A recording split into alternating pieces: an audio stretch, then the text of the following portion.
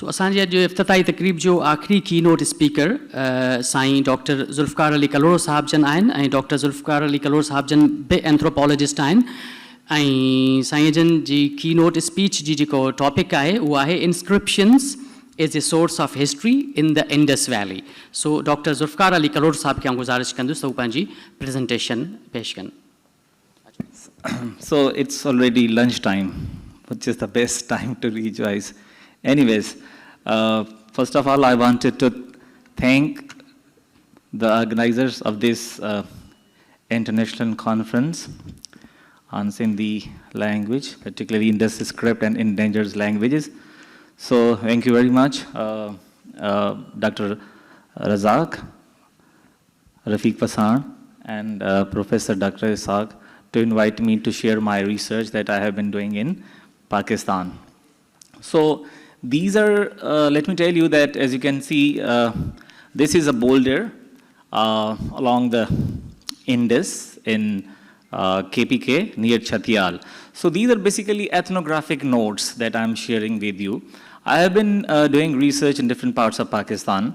So these inscriptions, why basically I selected this topic for today's presentation is to share with you that since I've been traveling, so these inscriptions are very helpful to understand local history, culture, and even politics. So today's presentation is just to give you an overview that what various writing system we had in upper as well as in lower Indus Valley. When we say upper, we are basically talking about Gilgit-Baltistan, lower, I mean Sindh province. So this boulder actually, a lot already has been done by Pakistani archaeologists as well as anthropologists. Apart from Pakistani, one of the leading scholar on the ethnology of northern Pakistan was Khalhoro.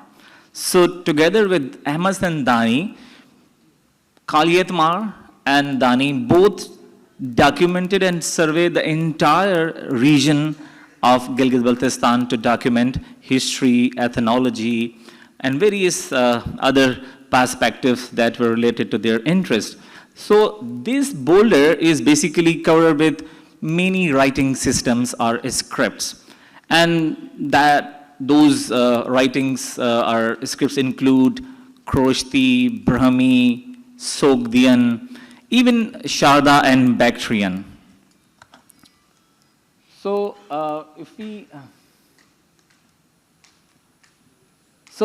so far around 6,000 inscriptions have been documented by both Pakistanis and Germans, and 50,000 rock carvings. I just told you that the languages or scripts are in 6 different scripts.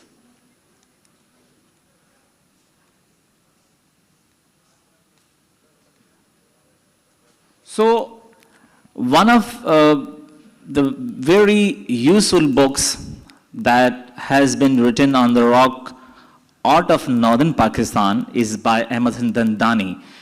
And from that book, we learned the names of those who basically donated these various types of stupa. So in this Brahmi inscription, we learn that this particular stupa was donated by a certain local elite.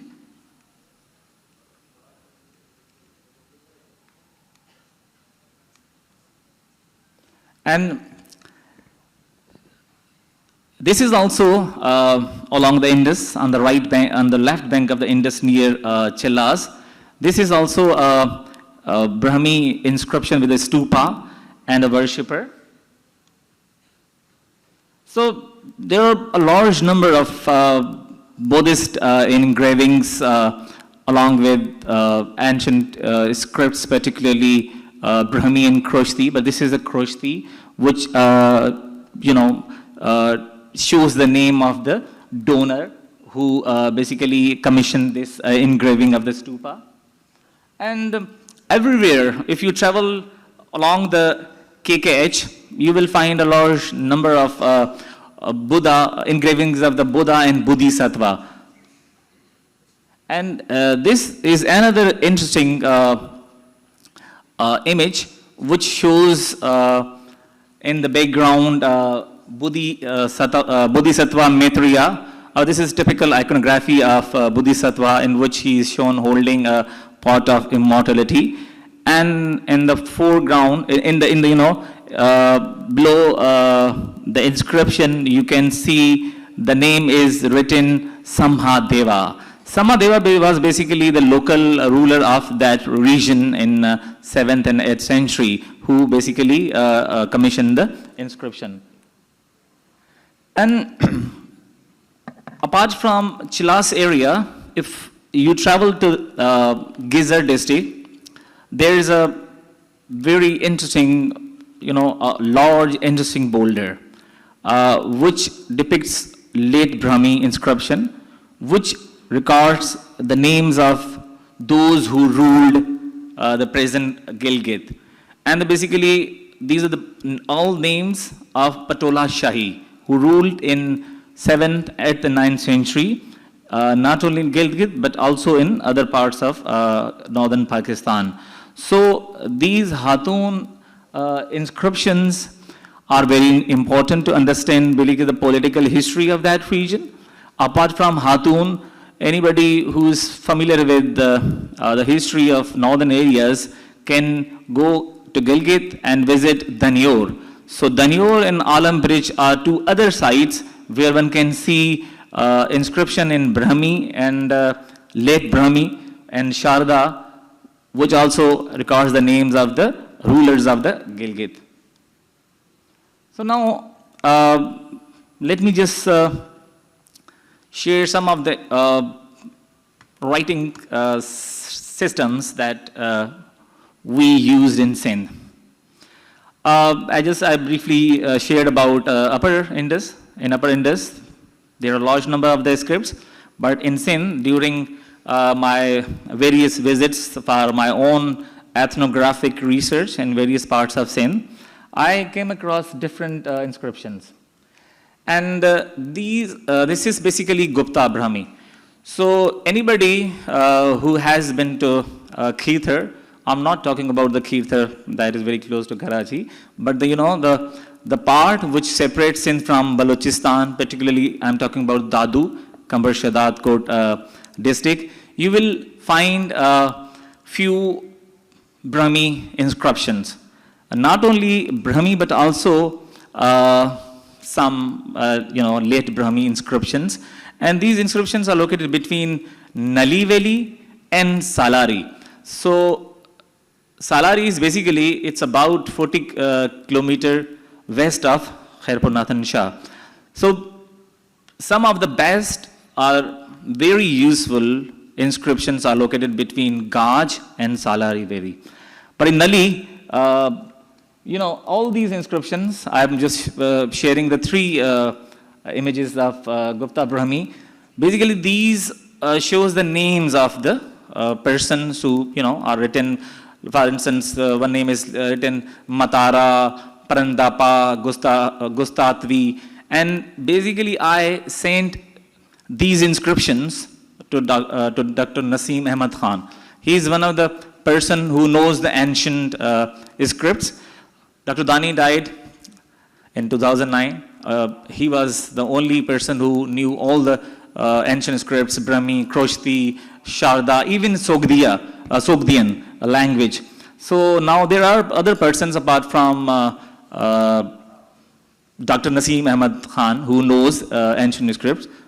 Dr. Abdul Samad, who is the Director General of Archaeology of KPK, he knows Brahmi, and Moizuddin Hakal. So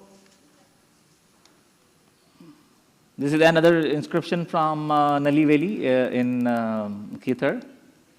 So these were basically Brahmi inscriptions.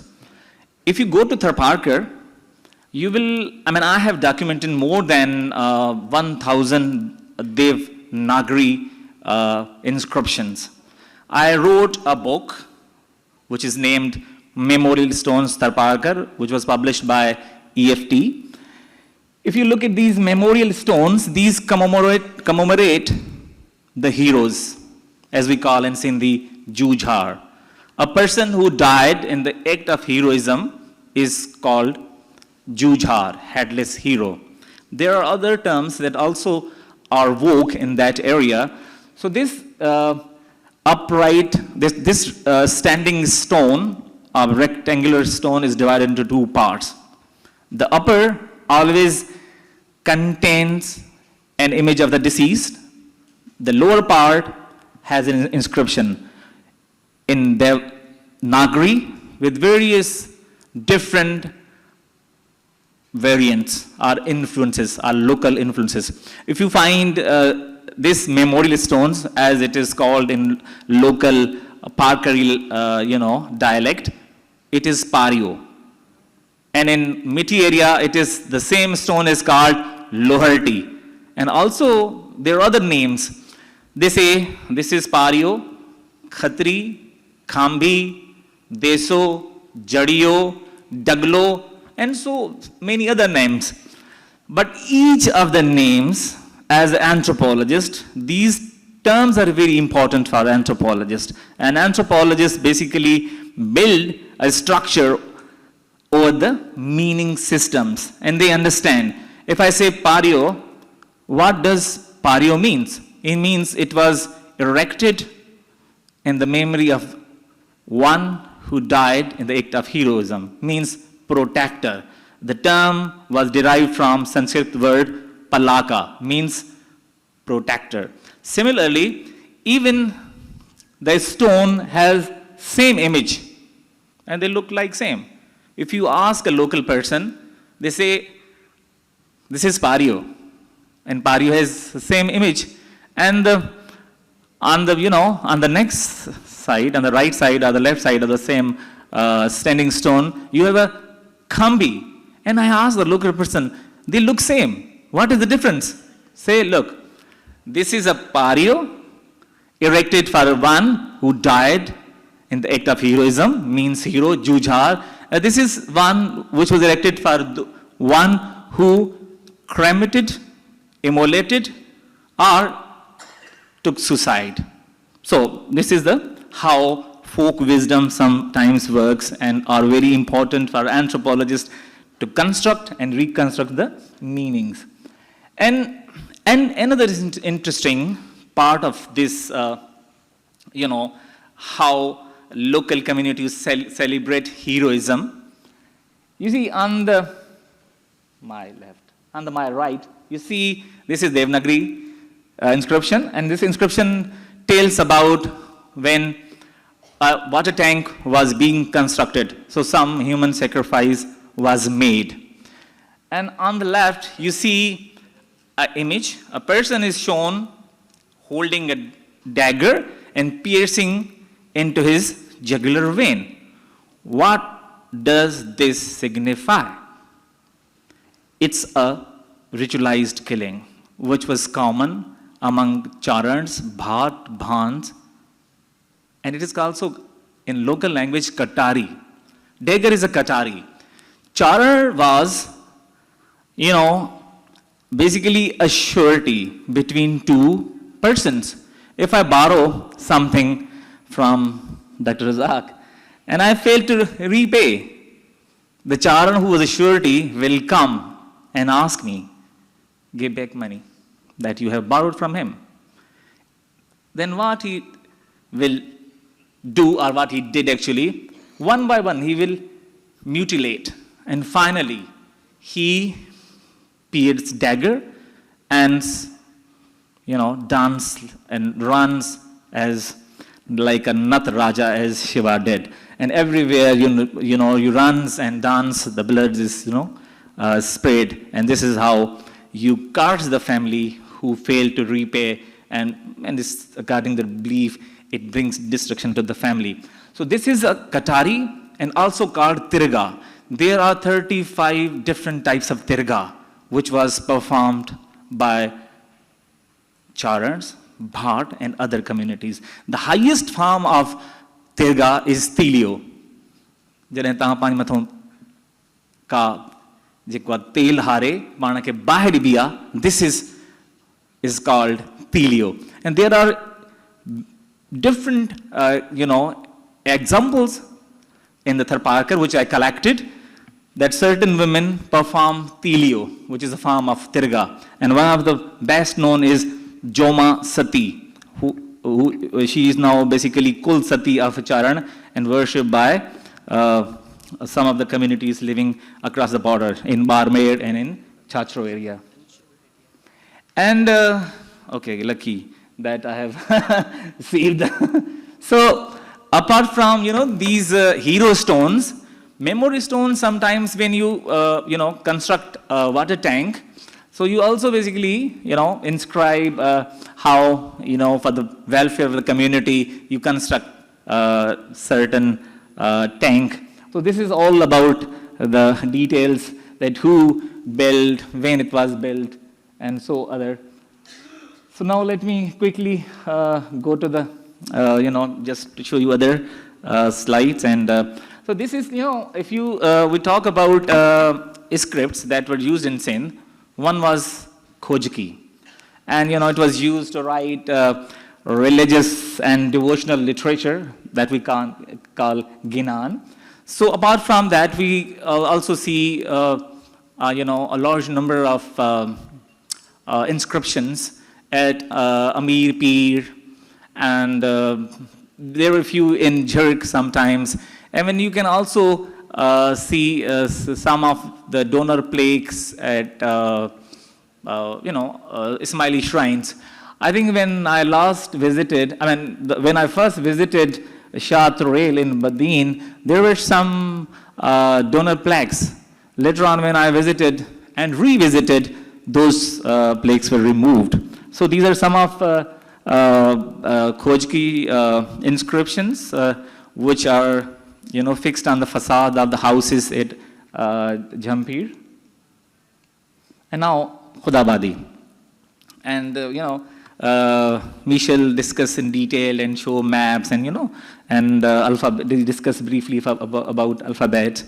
So Khudabadi, I will not talk about the, the books that have been written, and this is, everybody knows about Khudabadi, where it was originated, and who was basically the innovator. But my findings and some other people's finding, Aziz Kingrani is sitting here, he is from the area who has seen the tombs which I have also seen and visited. You will find a large number of writings of Khudabadi. And many people, some are inscriptions and some are like commemorative writings. You visited the tomb and you just, left your name that Zulfiqar visited the tomb of Muridani Jamali on such and such date.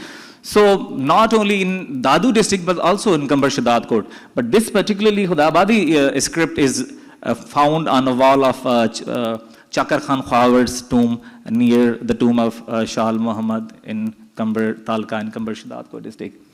So very quickly, sometimes you see both. When the painter or Mistri mason constructed the structure or painted or repainted, walls, so he wrote in both. But you see, that time Khudabadi lost the patronage, and see how badly it is written. So he wrote in both Khudabadi as well as in Persian. The name is written Khair Maman Pyara Ludhad. He was from the village of Mianasi Maman Kalhoro. And after Khudabadi, let me just show you some of the image of the Hatwanaki. And Hatwanaki basically was developed by the Hindu merchants of Shikarpur to maintain their financial records. And interestingly, there are different variations of Hatwanaki, also called Vanaki.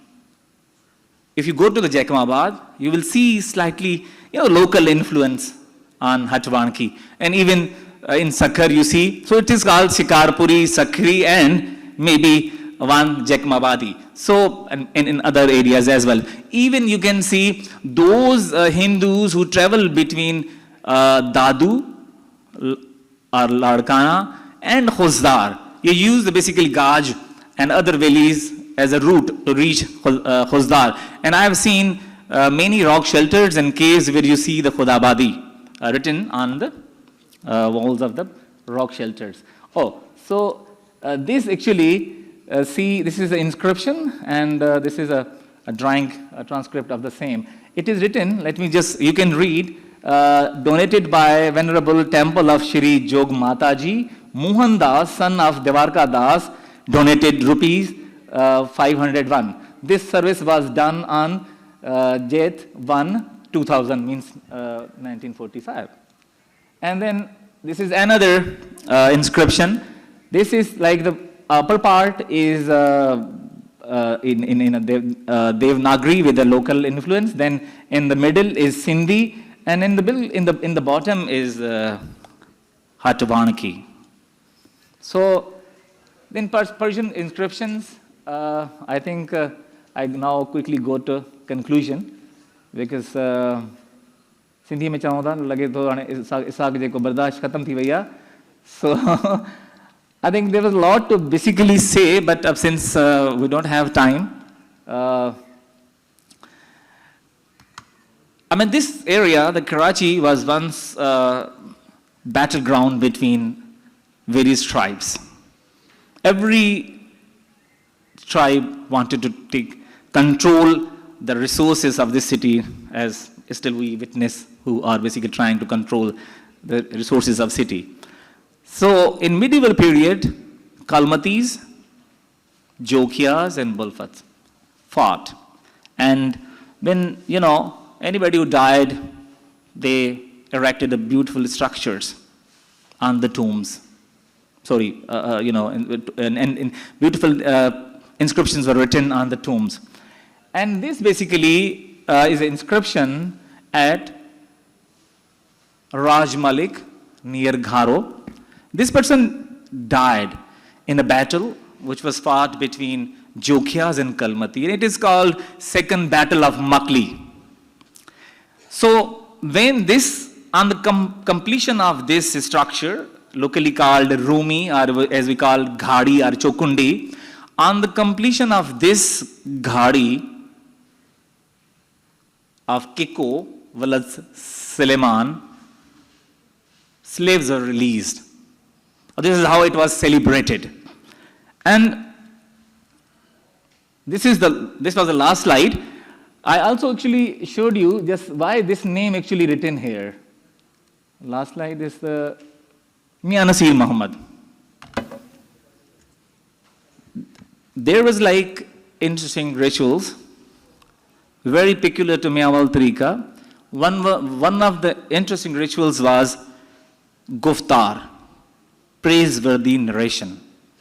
So a follower of Mian Nasir Muhammad or his family wished that if he or she died, he or she should be buried next to the tomb of his spiritual mentor.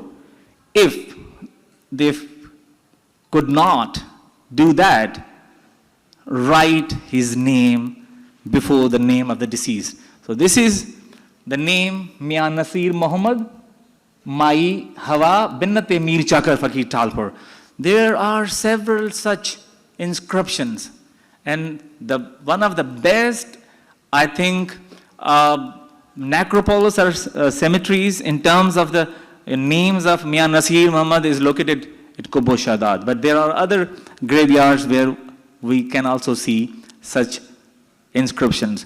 So all the inscriptions that I discussed are, just in concluding remarks I wanted to say, are mostly two types, donative and commemorative. Well, this is all that I wanted to share. Thank you for your patience, Dr. Saab.